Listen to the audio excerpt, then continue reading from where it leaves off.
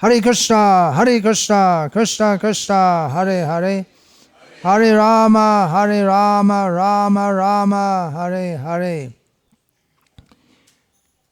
As we are gathered here to glorify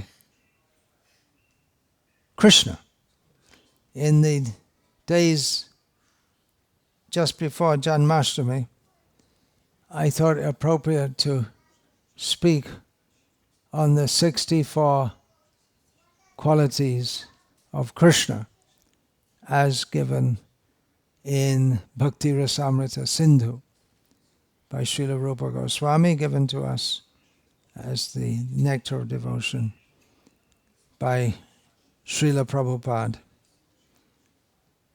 64 qualities of Krishna means 64 prominent qualities. Otherwise, Krishna has unlimited qualities. And even to describe one of them is impossible. To fully describe. One reason that it's impossible to fully describe is because there are unlimited living beings and everyone has their own personal appreciation of Krishna. Mother Yashoda appreciates the beauty of Krishna in a very different way to that which Srimati Radharani appreciates his beauty. And every individual has their own personal experience and appreciation of Krishna.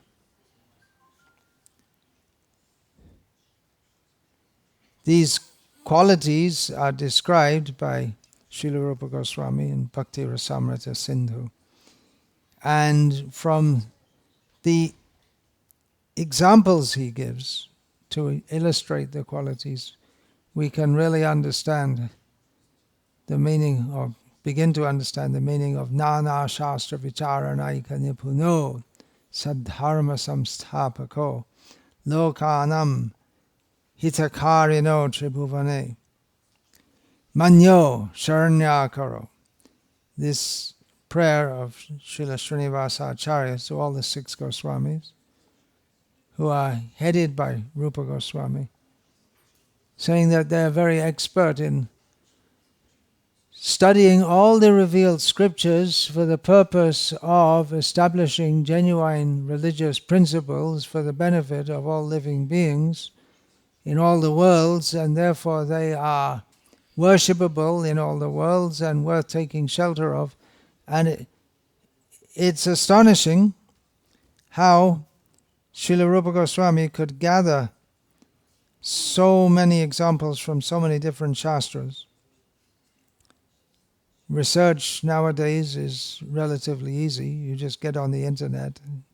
A lot of research is done like that. A lot of information is on the internet. But there were times, even in my lifetime, when research means you have to run around, meet people, try and find books, try and search out old books and old manuscripts. That's how I did my research for Bhaktisiddhanta Vaibhava. Nowadays, if you want to research something, there's already so much material available on the internet. But even running around, at least I could go by train and bus and this and that. But how Rupa Goswami managed to access so many scriptural writings, living in Vrindavan, which wasn't even a village at the time. The Vrindavan as we know it now wasn't developed.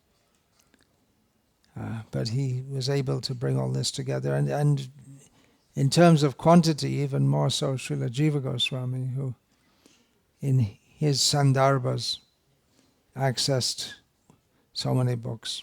Anyway, let's get on with description of Krishna. The first of the 64 qualities mentioned is beautiful bodily features. No one's shocked by hearing that. But actually it's revolutionary what he's saying, because most people, if they want to think of the Supreme, think of him as being, or it, as being disembodied. Niraka, maybe you've heard this term. The Supreme has no form. How can the Supreme have form? Beauty, what is that? Beauty. The mundane poets, they glorify beauty, but advanced transcendentalists know that the beauty of this world is just a trick of Maya to trap us within it. And it is transient also. In Thailand, once I visited a Buddhist monastery where they had an exhibition of various items to inspire renunciation of this world. One of them was a dead body.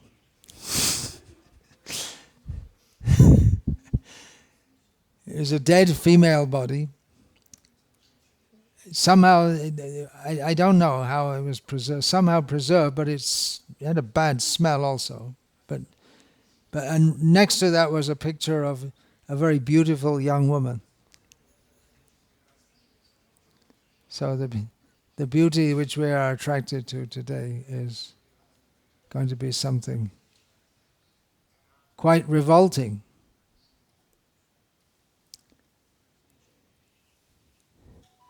I think you didn't hear, but it was a very famous name in our generation, in the Western world. One of the famous film actresses. I think you wouldn't have heard of her. Brigitte Bardot. You heard of her? Really? Oh, she was famous in Russia also. Beauty knows no boundaries.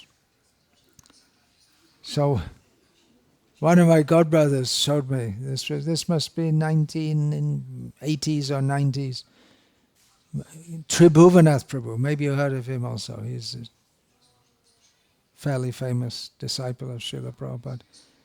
He showed me in one magazine a photo of Brigitte Bardot in her prime. Beautiful young woman. Then turned over the page and a photo of her today, and it's just all lines on the face. Not beautiful anymore. Beauty is skin deep, as they say. So, beauty in this world, it is temporary, illusory, and the cause of bondage. But it has its source in the eternal beauty of Krishna. Beautiful bodily features. It's revolutionary. The Supreme has a body. That means the Supreme is embodied. Maybe that's not exactly the right word, embodied. I don't know how you'll translate that, but embodied gives the sense of put in a body or surrounded by a body. But he is his eternal form. And it is beautiful. The first thing that strikes anyone who sees Krishna is that he's beautiful. And even his enemies, they can't help but recognize that he is very beautiful. Everything about Krishna is beautiful. His bodily features, everything about Krishna is very beautiful. There's one book that was translated into Russian. I'm not sure if it's available now, but there's a book compiled from talks by one of Srila Prabhupada's godbrothers, Srila Bhakti Rakshak Sridhar Maharaj. And the title of the book is Sri Krishna, Reality the Beautiful. When people think of God, they generally think very powerful, all-controlling, all-knowing. But the first characteristic that Rupa Goswami points to is beautiful.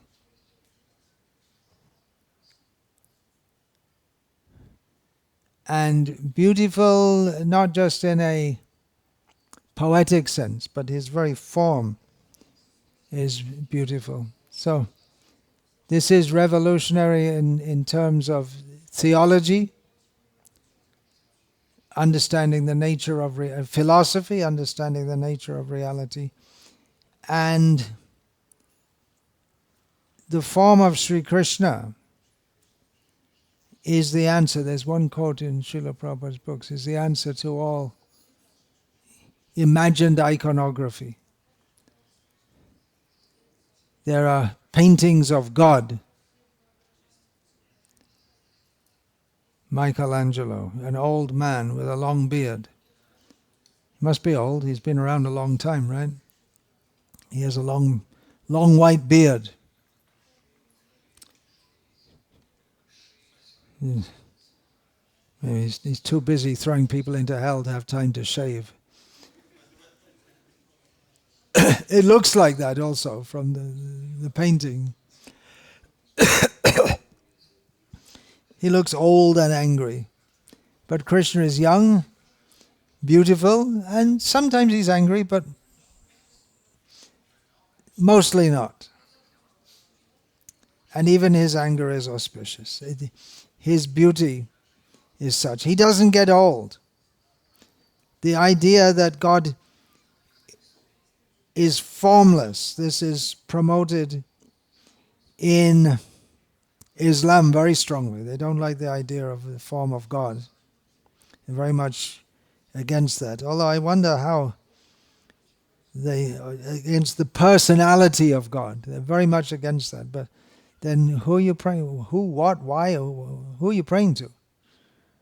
And who instructed Muhammad, peace be upon him? He's not very peaceful, so we have to say, peace be upon him. And if you don't say that, you might get some non-peaceful reaction. So, and he must be localized also, because he was only heard in a certain area, right? When he spoke to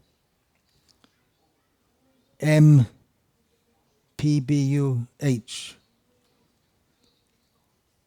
That means he was localized. He created the world, means he must have some intelligence. They're all symptoms of personality.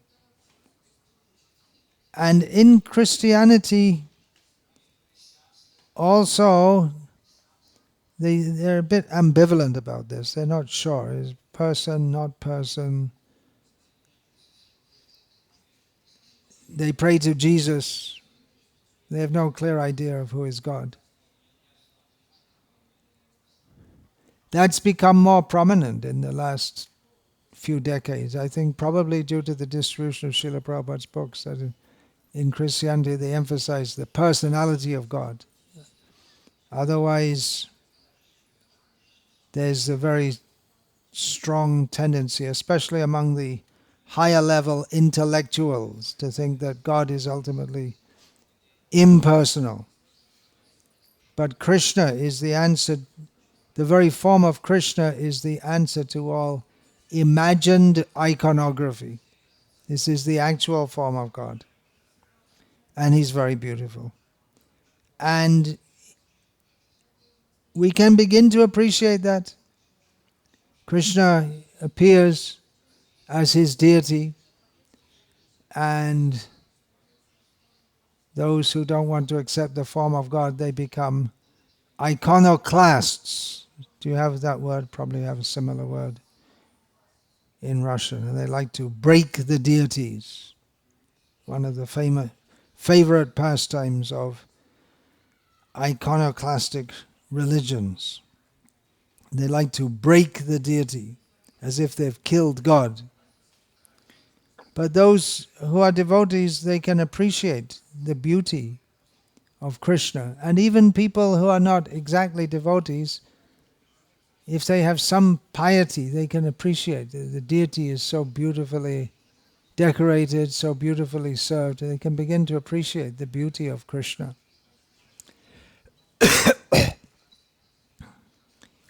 We can begin to appreciate, even in our conditioned state. And as we become more and more purified, then we can more and more appreciate the beauty of Krishna. So everything about him is beautiful, all his bodily features, which leads into quality number 2. Of course, all these qualities could be discussed more and more and more. But due to time restraints, we'll go on to number 2, which is auspicious characteristics, which is described again in Shastra. The characteristics of highly elevated persons. And that means mostly bodily characteristics. Some parts of the body are small, some of the parts of the body are reddish, some parts of the body are grave or deep. So 32 auspicious symptoms on the body of Krishna.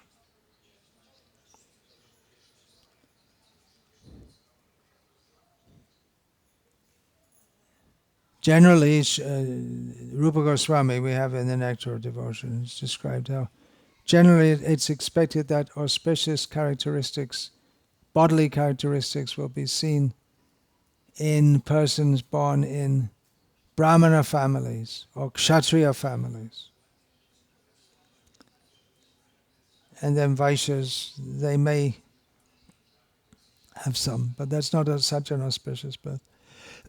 And Shudra less so. And lower than Shudra, we don't expect to be very auspicious or beautiful. It's not an auspicious birth.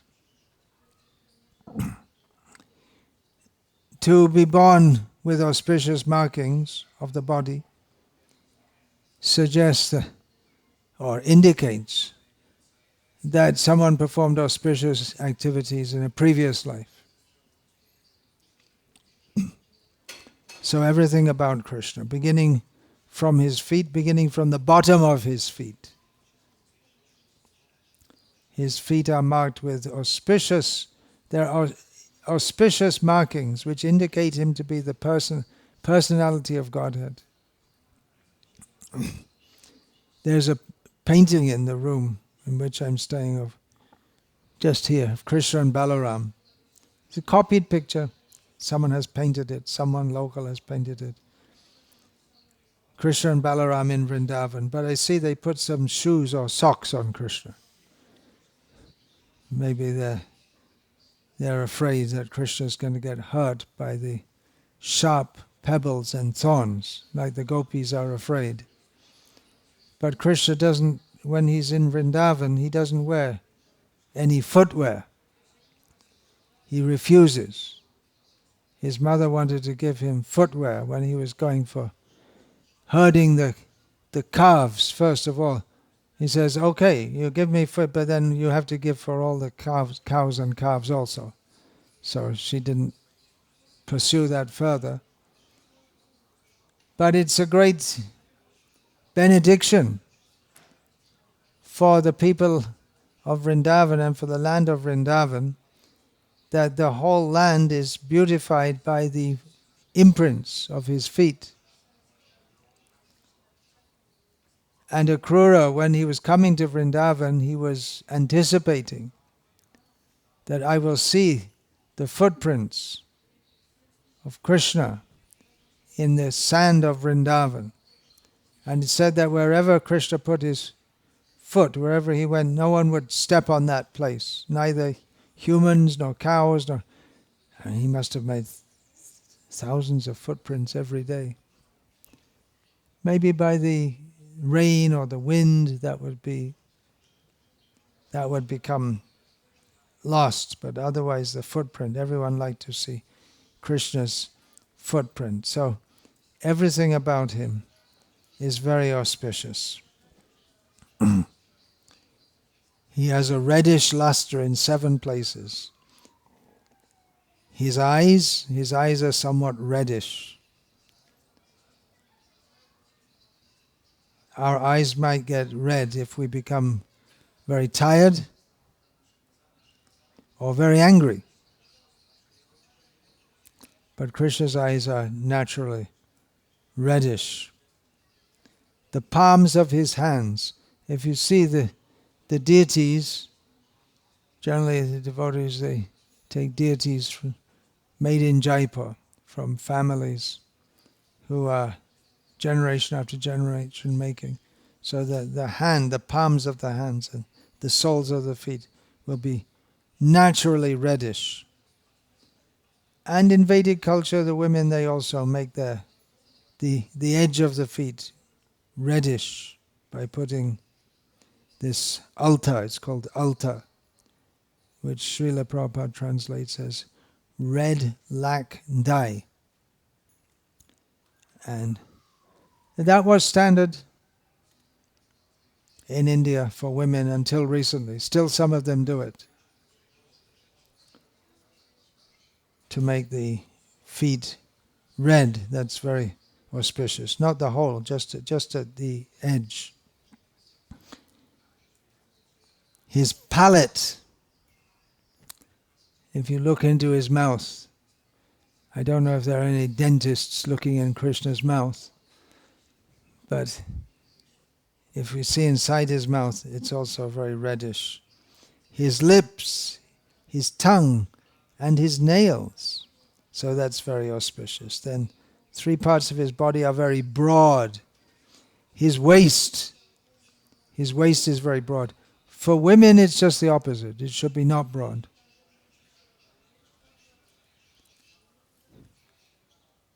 His waist, his forehead, and his chest. And then 3 parts are short. His neck, thighs, and genitals. 3 parts of his body are very deep. His voice, his intelligence, and his navel. His navel should be very deep because the lotus grows out. Padmanabha, the lotus grows out from there. Then highness in 5 parts of his body. His nose looks raised, his arms, his ears, his forehead, and his thighs. And fineness, very fine. His skin, very fine skin, not rough skin. The hairs on his head and other parts of his body. In Sanskrit and Indian languages, the hair on your head is one word and hair on your body is another word. In Russian, one word for both, is it? Yeah. But in Sanskrit, it's 2 words, differentiated. Then his teeth are very fine and his fingertips. So these are symptoms of great personalities. And persons who are trained in this, they can understand. It's just like we see that when Shukdev entered the place where Parikshit Maharaj was waiting on the bank of the Ganga to die, and so many great personalities, great sages were assembled. When Shukdev came, they could all understand he's a great personality. His arms should be very long, that's also there. These are all some, that verse is given in Caitanya-caritamrta about Chaitanya Mahaprabhu also, quoted from Samudrika, one Shastra, part of Garuda Purana. The lines on the palm, they're also auspicious. And then the lines on the feet and the marks on... Then, another symptom of Krishna, number 3. He's pleasing. And this again is referring to, particularly to his beautiful bodily features. But everything about Krishna is very pleasing. Krishna means all attractive. And his beautiful bodily features automatically attract the eyes. That everyone wants to look and see. How nice is Krishna? Everyone can see he's a special personality. He appears in human society, and to ordinary eyes he appears as an ordinary person. But everyone who sees him, even if they don't understand that he is a transcendental person and the supreme transcendental person, can understand that he's very special. Very pleasing to see. Of course, this is seen by devotees. Envious people become more envious when they see someone who exceeds them in qualities. They become envious. But the devotees, they become simply charmed by seeing the beauty of Krishna. Men and women, this is not mundane sexual beauty. Men are also attracted to see the beauty of Krishna.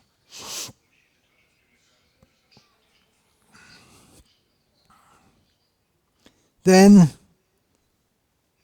the next quality is effulgent. Not only is Krishna's body beautiful, pleasing, and marked with all auspicious characteristics, but it's also effulgent. All the light in the universe comes from Krishna. The scientists are discovering through their various hypotheses and experiments what is the nature of light and where does it come from. It's still a mystery to them how the sun can go on giving out so much heat and light at every moment. And it's been doing that since time immemorial, and it's going on. It should diminish. Right? You have a firecracker and it splutters and futters and then it goes out. But the sun is giving out, they say, more light and heat in 1 second than the human race could use for all their power stations, and it could use in millions of years. But the sun doesn't diminish. And the sun's light comes from Krishna. All light comes from Krishna. All energy comes from Krishna. He is the supreme, powerful. So one aspect of his power is that he's naturally effulgent. And we see that people who are situated in transcendental consciousness, they also begin to reflect that. They become effulgent, as if glowing, which even ordinary people can sometimes see that. They can see how a transcendental person is glowing.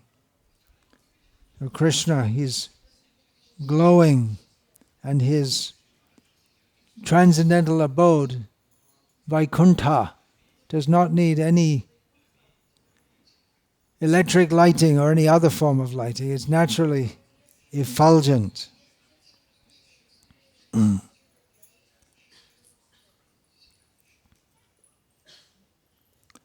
Strong. Krishna is very strong.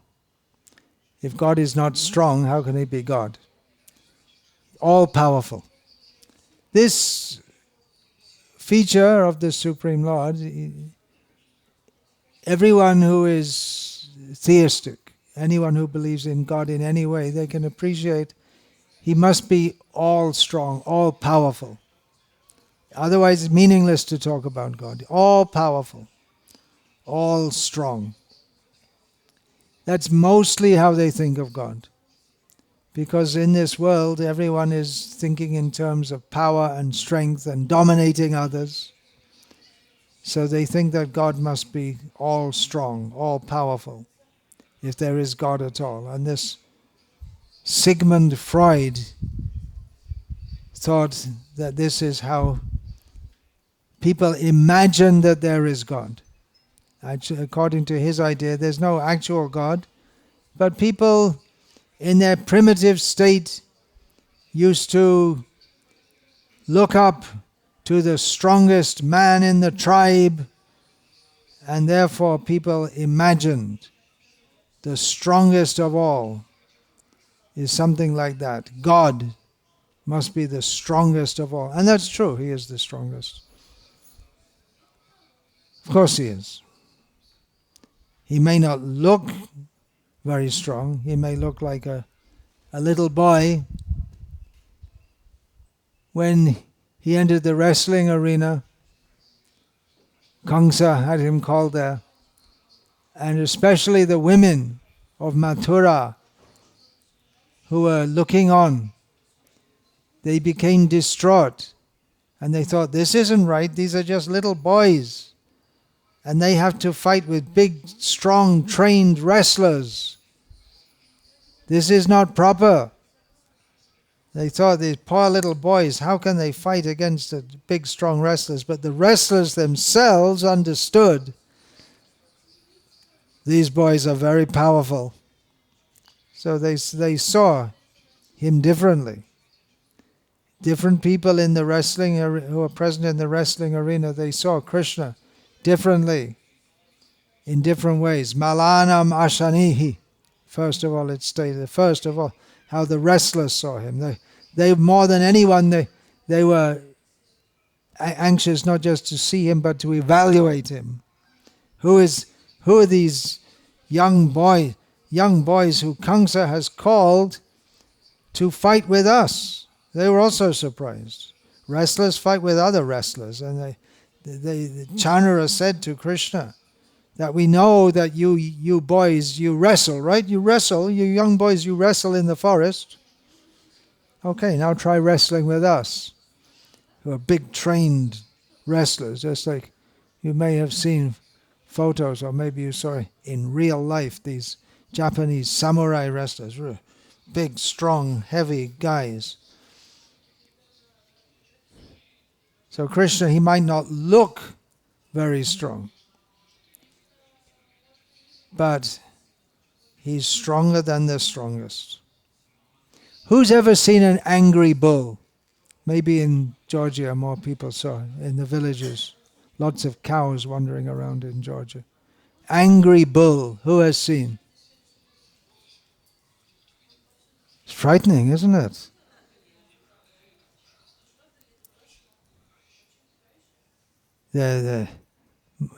You see wandering in the streets in India, bulls.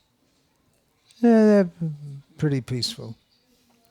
But if you see an angry bull, and what I've only seen twice in my life, angry bulls. But they don't stop being angry. They don't calm down. They're angry, and more angry. That's all. That's just their sthai bhav is to be. They're always angry. So Arishtasura, you may think, how could there be a demon in the form of a bull, which is the very symbol of religion? But there are some bulls who by nature are very, very angry, and they're very, very dangerous. But Krishna, when he saw the big demon, the bull demon, was so scary that the women who were pregnant, they had miscarriages.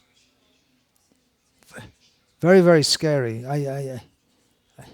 I saw one bull, it took several trained men to control him with difficulty. He lifted up Govardhan Hill. That's very famous. How strong do you have to be to lift up a mountain? There's Atlas. Srila Prabhupada in the Bhagavad-gita commentary, he referred to Atlas, holding up the earth. You can see with his big muscles, a lot of strain, bent down. But Krishna very easily, with the little finger of his left hand, holds up Govardhan Hill for 7 days. How strong do you have to be? And the cowherd boys thought, well, we fight with Krishna, so if he can do it, we can do it. But they couldn't do it.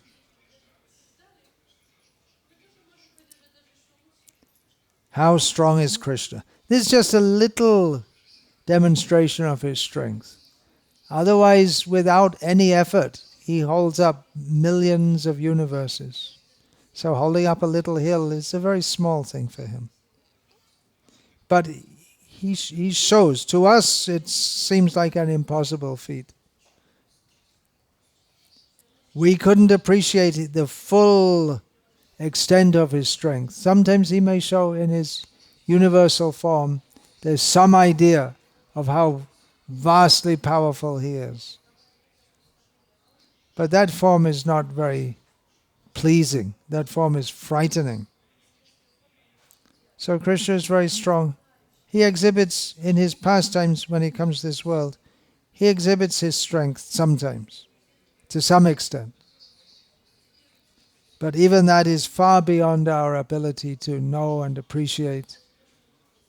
For him, it's just another way to enjoy himself. Everything Krishna does is for his enjoyment, transcendental enjoyment. Krishna is ever youthful. Now this I already alluded to when talking about his beauty. He doesn't grow old. Beauty lasts, if there is any beauty. Some bodies are just not very beautiful. By karma, you may get a beautiful body or a not very beautiful body.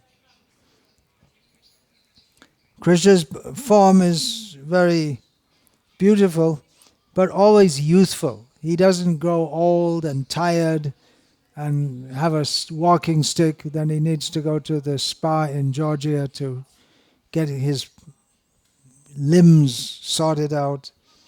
He's always youthful, full of energy, full of life, full of joy, full of hope. Generally in youth, people are very hopeful and enthusiastic. Even you see young puppies and kittens, they're very happy and enjoying. Yesterday at the hotel, we were saying, you saw those little puppy dogs are always playing. And then some other dog came, and the little puppy dogs were trying to play with the bigger dog, but the bigger dog wasn't interested. He's beyond that. He's a wise old dog. I don't know if dogs ever get wise, but he wasn't interested in playing like the little puppy dogs. So Krishna, ever youthful, means he's ever playful. He likes to play. He's the reservoir of all pleasure. If you want to enjoy life, enjoy it in your youth. Enjoy while you can, because it'll all be over soon. If you're going to be religious, don't be religious in youth. Wait till you get older. Right, that makes sense, doesn't it? That's what they used to tell me when I was in my youth. It's okay. You be religious, but when there's no hope of any more enjoyment, then you can become a monk. We enjoy now. Krishna's always enjoying. He never becomes a monk. Not in this avatar anyway. He's just enjoying, and he's fully fit to enjoy. There are things which young people do. They go to for dances. Of course, older people may have their dances, but the kind of energetic dancing that young people do, older people, they can't do. And it seems very inappropriate if 70-year-olds want to do disco dancing or so. It's just, it doesn't seem right. But Krishna, how old is Krishna? He's the oldest of old. He's still the youngest of the young, and he's enjoying dancing. He likes to dance. He has so many pleasures. And also when you're young, you can enjoy everything. Then you can eat so much. And then you might get a little stomachache, but then it's okay. The next day, you can go on. So Krishna, he likes to eat. He eats so much. You can't imagine how much Krishna eats. You've seen that song Bhaktivinoda Thakur has composed. What is that? Shukta Shakadi Bhaji Nalita Kushmanda Dali Dalna Dugda Tumbi Dadi Mocha Kanda. Gives the translator a break. Oh, so many different foods. Some of them are described when Krishna is eating. That's his breakfast. That's just breakfast, because midday he's out in the forest. So that's what he takes for breakfast. And then he's snacking in the forest also. He brings out some snacks. And they may eat some fruit in the forest also. And then he has a midday meal, picnic. And then he comes home and has another big feast. And he eats. Now he's eating more. Krishna is eating more than he used to, at least on this planet, because there's so many temples and so many deities installed, and he's eating. He goes on eating. How much can you feed him? More than we can imagine. However much you give, he'll eat, if you offer it with love. Otherwise, he's not interested. So Krishna is ever youthful, always enjoying.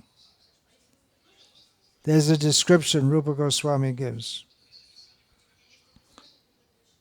The force of Krishna's youth was combined with his beautiful smile, which defeated even the beauty of the full moon.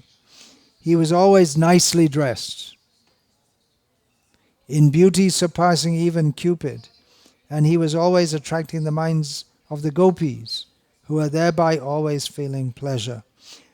Quality number 7. I don't know how we're going to get through 64 in the next few days. But it's all right. We have unlimited time to glorify Krishna. We won't ever finish anyway. So one quality of Krishna is that he is a wonderful linguist. He knows all the languages. I heard in this country there are 3 main languages. And probably previously there were many more. In Russia, how many main languages? About 20 or something? Russian, obviously, and then you have Tatar and Bashkir and Chuvasha, and so many different languages, regional languages. There must have been many more than 20, but nowadays there may be about 20 main languages, is it? Something like that, we can guess. So many languages. And Krishna understands that we can pray to Krishna in any language. He can hear, he understands. Whatever language we pray to him, he'll understand it. He understands even the languages of the animals. They also have their language. Once Srila Prabhupada was described, he was speaking in Vrindavan. There was one monkey who was causing some trouble to all the devotees. And Prabhupada was speaking to the monkey and telling the monkey, stop disturbing. That's recorded. He knew how to speak to them.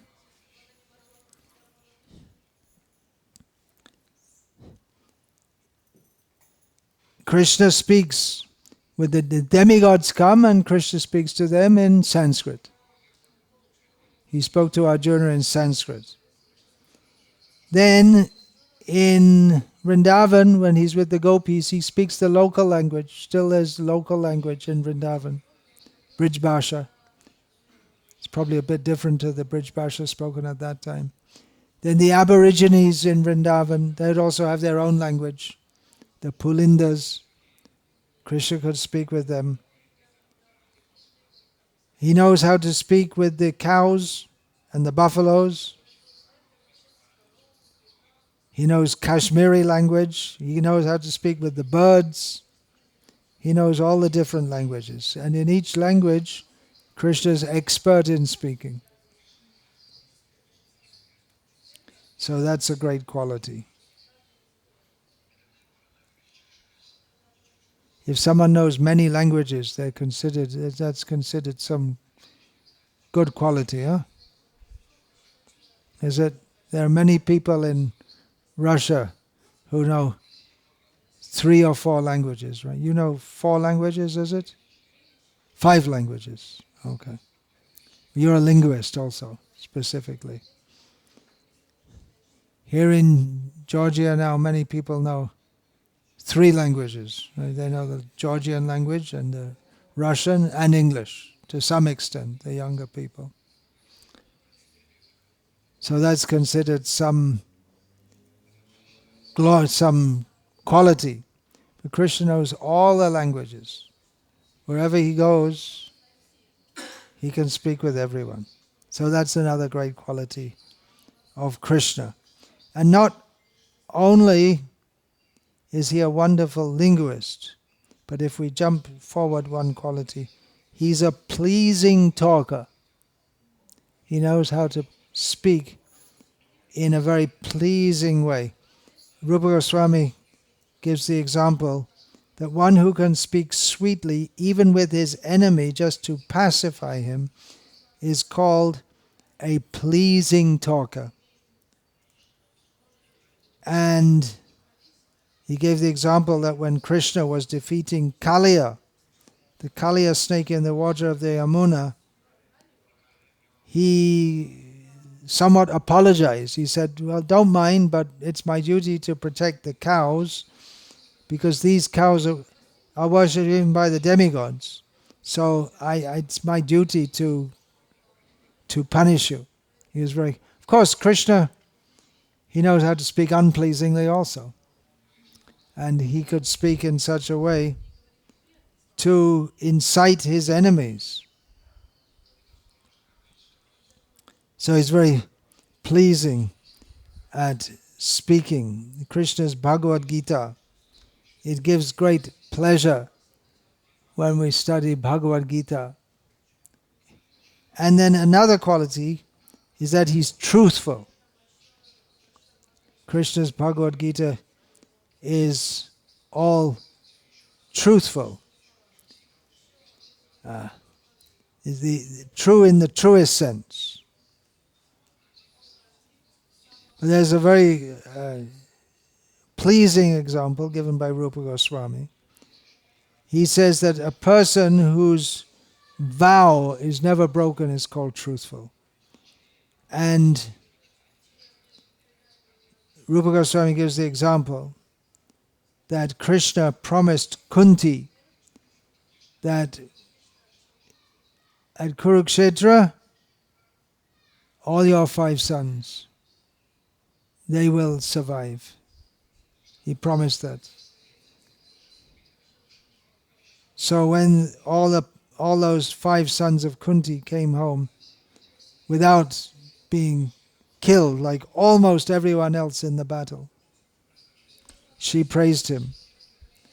Kunti said to Krishna that maybe someday the sunshine will become cool and the moonshine will become hot. But your promise will not fail.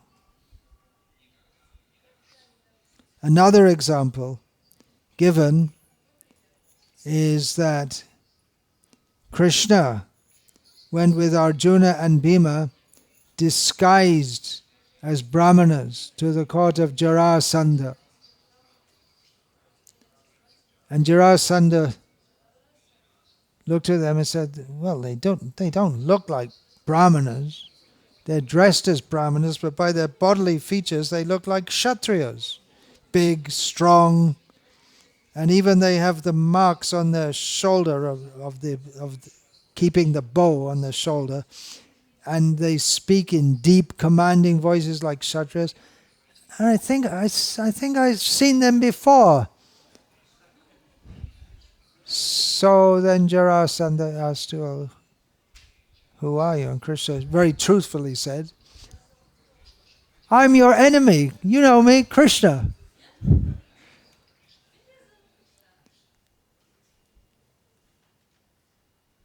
Then there's one which Srila Prabhupada has translated as fluent.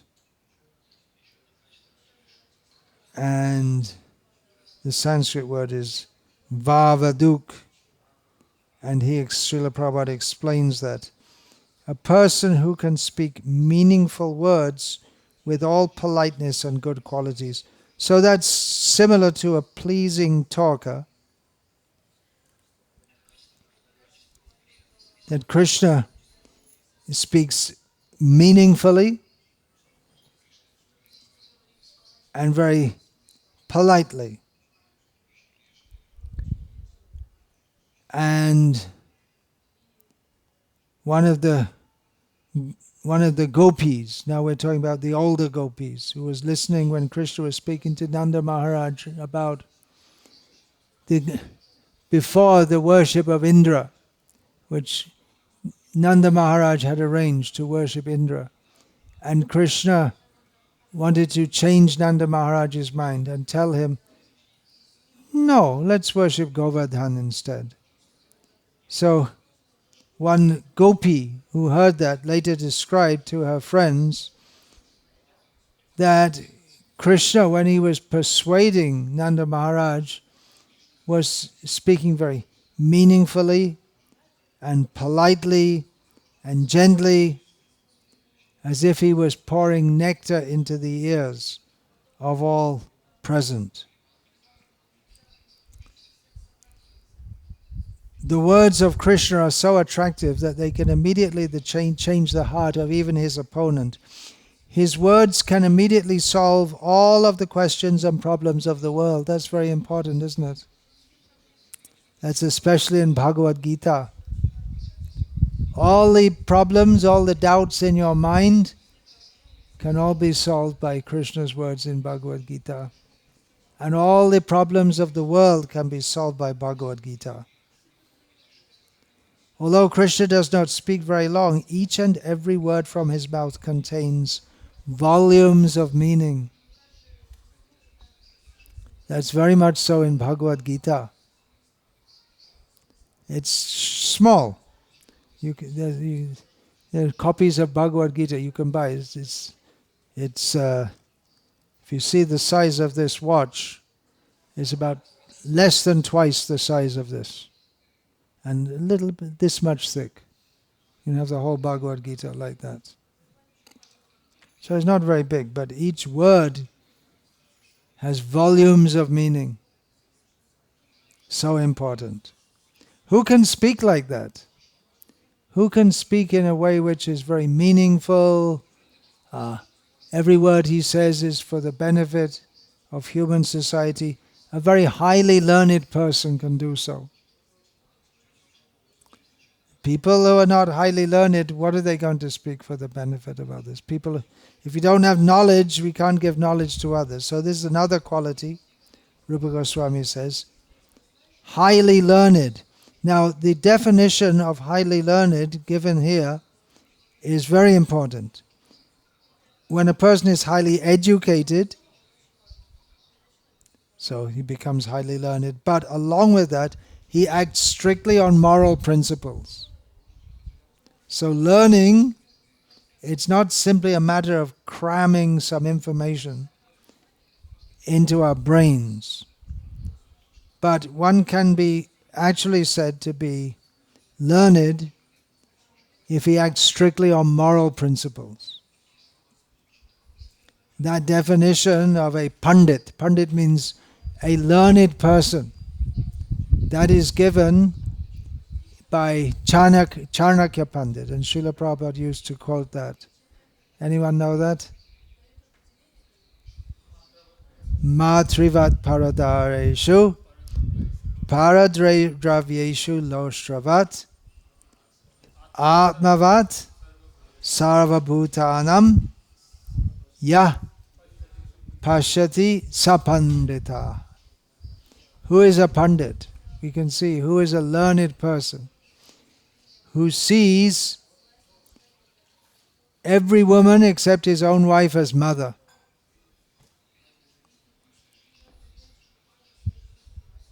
Matrivat paradareshu loshravat paradravyeshu loshravat, who sees others' possessions as just some insignificant something, like some valueless thing, some garbage or something. It's not mine, it doesn't belong to me, then not something for me to covet. Then he sees all other living beings as good as himself. Who sees like that is a learned person. A person who knows many different departments of knowledge is called highly educated. And when he acts on moral principles, these two together constitute learning. Krishna with Balaram were sent by Vasudeva to learn from Sandipani Muni at Avanti, and in 64 days and nights Krishna learned all these 64 departments of knowledge. He learned means he already knows them, but he went through the routine or the formality of learning from a guru. We should learn from a guru. So he learned everything. Krishna knows everything, but he went through the motions of learning from Sandipani Muni. And then Krishna instructed Brahma, and through Brahma the Vedic knowledge came. And all of human society, civilized human society, is simply trying to advance in knowledge, either Vedic or non-Vedic, but all knowledge comes from Krishna. He's complete in all knowledge. And again, knowledge means not just learning, but character.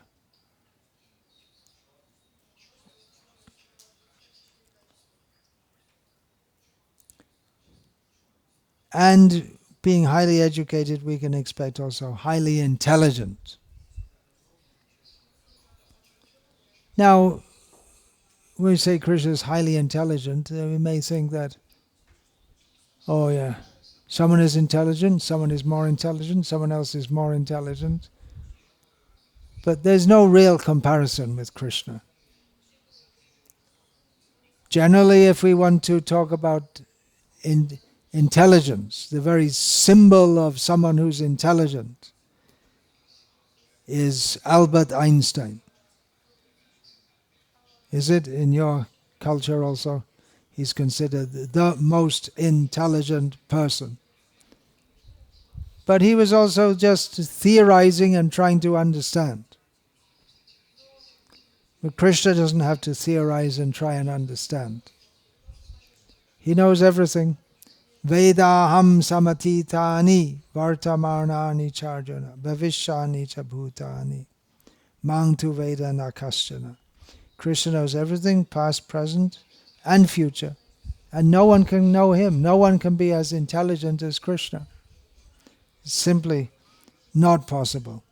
Intelligent means, Rupa Goswami states here, or Srila Prabhupada writes in the Nectar of Devotion, to have a sharp memory and fine discretion. Sometimes we find people who are very highly educated, but in practical matters they're not at all intelligent. They're very foolish. Or maybe someone doesn't have very high worldly education, school education, but in worldly matters they're very intelligent. Krishna knows everything, understands everything, and knows how to apply this, knows how to apply that intelligence in different situations. And the example is given of this, Rupa Goswami gives, was that Krishna, he was preparing for the 18th attack of Jarasandha on Mathura, when he got the news that the king, Kala, was attacking from another side. Kala is a Yavana, untouchable. And the Kshatriyas, they don't touch untouchables even for fighting with them, even to kill them. So Krishna didn't fight with him, but he got him killed anyway. He needed to be killed. Yeah, God also kills. So he made an arrangement that the Yavana king would be killed by Muchukunda.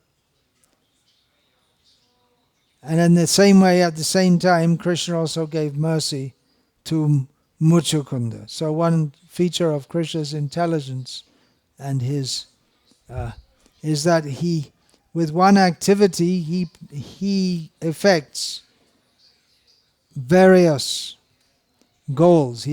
With one action, he does many things.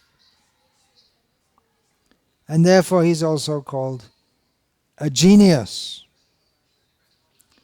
The definition of a genius is given: he can refute any opposing argument with newer and newer arguments. And Rupa Goswami gives the example of Krishna and Radha. They would often engage in word play, games. So when one morning Krishna came to Radha, Radha asked Krishna, "Where is your Vasa?" Now this word Vasa in Sanskrit has various meanings. One meaning is residence. Where do you live? You heard of the Vrajavasis. That means their residence, their Vasa is in Vraja. One meaning is fragrance, and another meaning is dress. So Radharani wanted to ask from Krishna, "Where is your dress?" Because sometimes in his plays at night, Krishna's clothing becomes scattered here and there. So she wanted to ask, "Where is your dress?" And Krishna replied that my Vasa, my residence, is in your beautiful eyes. Where are you? Where are you now? He took it like that. Well, I'm in your eyes. You're seeing me, aren't you? And Radharani said, "No, I didn't ask about that Vasa. I asked about your Vasa." And then Krishna said, he took it as bodily fragrance. And he said, "Yes, I have." Krishna says, "I have this very nice Vasa, this very nice bodily fragrance, just so I can be associated with you." So Radharani gave up and said, "Well, where did you pass your night?" And it's Sanskrit, you have to understand. So like this, Krishna, very expert in playing with words and giving different meanings. Okay, we're almost out of time here. Artistic, one who can talk and dress himself very nicely, is called Vidagdha. We see several times it's described when Krishna is about to fight. First of all, he makes sure his dress is very nice. Even when he's going to the forest, he dresses up. If you go to some special function, then you have to dress very nicely. So Krishna always dresses very nicely, because everything he does is very special. So he's always dressed very nicely. And he can talk very nicely. So this is a quality of him being artistic. He's artistic, he composes songs, he dances very artistically, he speaks in a very artistic and pleasing way, plays on his flute, wears nice garlands. In this way, he lives wonderfully at the topmost height of artistic craftsmanship. So we've very quickly got through 14 qualities of Krishna. We're having a Shravan Kirtan camp, and there's so many topics to discuss. The central topic is Krishna. So a little discussion of Krishna. So now it's time for Gauranga Arotik Shobha, the beautiful Arati ceremony of Lord Gauranga. So let us celebrate that. Who's offering the Arati? Who's offering Arati? Lord Brahma is offering Arati. And all the demigods are going to sing. They're all demigods. Arati, Korena, Brahma, Adideva Gone. Brahma and all the demigods, and then Sanjaya, Mukunda, and Vasu Ghosh are all singing, so you can all sing. Hare Krishna. Are you very happy to see the beautiful form of Nitai Godruma Chandra here? All very happy. Beautiful. Hare Krishna. Shri Krishna Bhagavan ki jai.